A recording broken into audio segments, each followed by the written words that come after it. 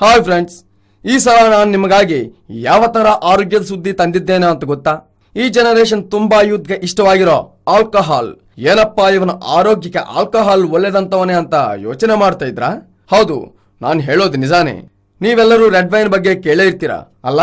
Red wine ಅಂದ್ರೆ ಮಾದಕ ಪಾನೀಯವೆಂದು ಹೆಚ್ಚಿನವರು ಪರಿಗಣಿಸಿದ್ದಾರೆ. ಆದರೆ ಇದನ್ನು ಹೆಚ್ಚುಕೋಲಿಸದೆ ಆಲ್ಕೋಹಾಲ್ ಪ್ರಮಾಣ ಕಡಿಮೆಯಾಗಿಸುವ ಕಳೆಯ ವೈನ್ ಇದೊಂದು ಪವಾಡಕರ ಪಾನೀಯ ಎಂದು ಪರಿಗಣಿಸಲ್ಪಡುತ್ತದೆ. ಇದು ಎಷ್ಟು ಆರೋಗ್ಯಕರ ಎಂಬ ಬಗ್ಗೆ ಸಂಶೋಧನೆ ನಡೆದಿದೆ ಹಾಗೂ ನಡೆಯುತ್ತಲೂ ಇದೆ.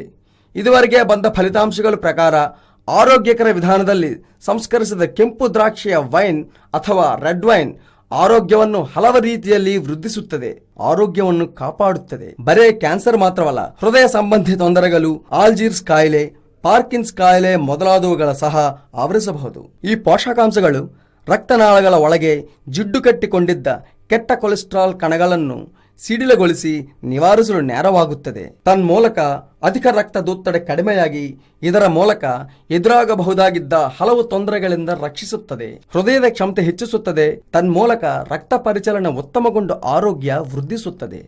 If you like this video, ಬೇಗ ಲೈಕ್ ಮಾಡಿ, ಕಾಮೆಂಟ್ ಮಾಡಿ, ಶೇರ್ ಮಾಡಿ ಹಾಗೂ ಯೋಯೋ ಟಿವಿ ಕನ್ನಡವನ್ನು ಸಬ್ಸ್ಕ್ರೈಬ್ ಮಾಡಿ.